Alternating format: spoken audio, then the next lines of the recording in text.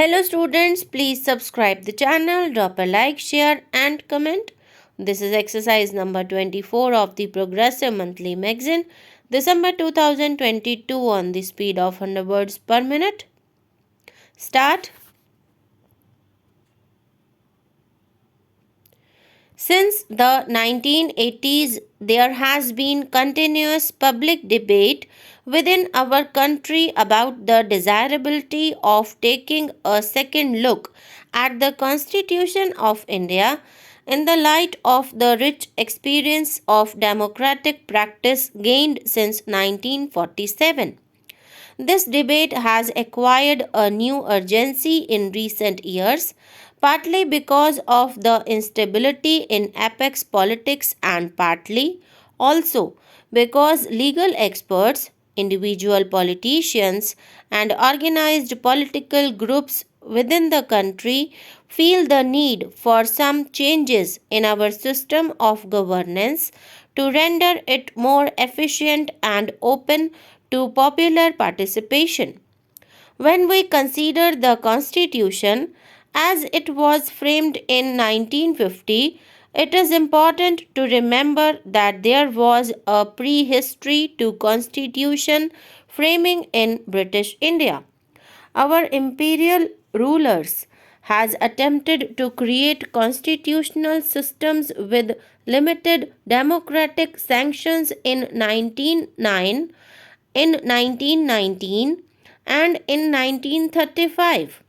These constitutions drew upon certain principles which we can repeat with profit today.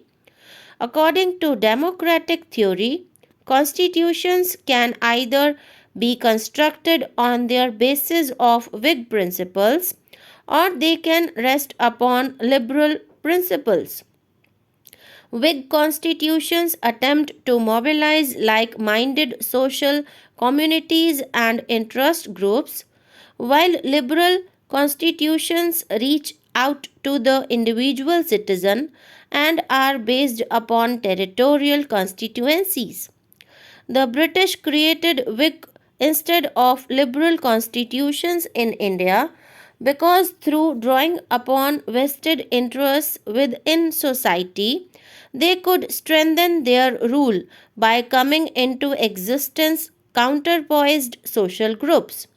In contrast to the constitutional structure drafted by the British, the nationalist leadership has attempted to create a truly liberal perspective framework for a liberated India in 1928. This constitution rested upon the adoption of adult franchise.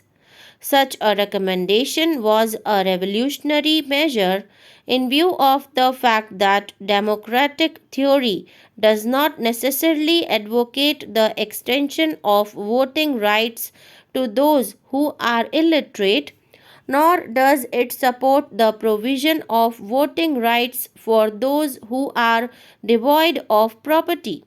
Needless to say, in the period in question, the majority of Indians did not satisfy either of these conditions.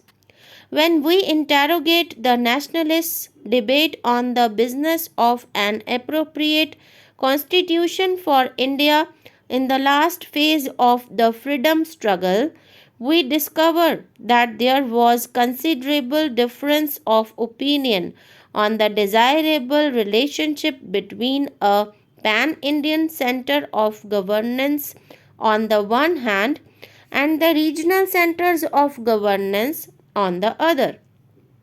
This should also be taken note of.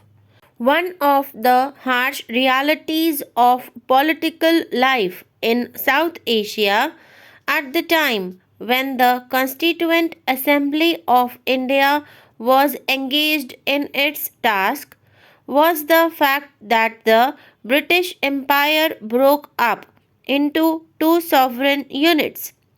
The decision of the Muslim majority provinces of British India to continue themselves into Pakistan aroused the apprehension in the minds of the nationalist leadership in India that they might have to face further attempts at secession from a future Indian unions. As a result of this apprehension, the Gandhian notion of a truly decentralized and federal India did not receive the serious attention in the debate on the constitution which otherwise deserved. If an unwarranted centralization of power was the crucial weakness of constitution of 1950, then its great strength lay in conferring voting rights on every adult member of Indian society.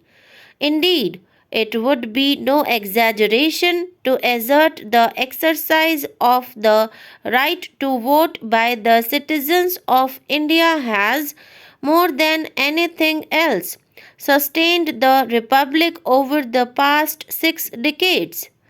As we dwell upon the provision of the Indian Constitution from the vantage point of the late 1990s, we cannot but be struck by the wisdom and the courage with which the founding fathers of the nation laid down the rules by which democratic practice in the country was to be shaped. Let us consider the question of the presidential form of governance, which enjoys support in some circles today. The framers of the Constitution were acutely conscious of the fact that they were devising rules and procedures designed to shape liberal practice in a very diverse and highly plural society. Indeed, so diverse are the social constituents of our nation that it is difficult to imagine that a president, even one elected directly on the basis of adult franchise, could represent the rich diversity and infinite variety of Indian society. As against this, the so called Westminster model, with provision for a broad based cabinet headed by a prime minister, all drawn from an elected legislature, provides a much more appropriate and resilient mechanism for the governance of a highly plural society. It is widely believed among that the first past the poll system puts a heavy premium upon political stability in a society.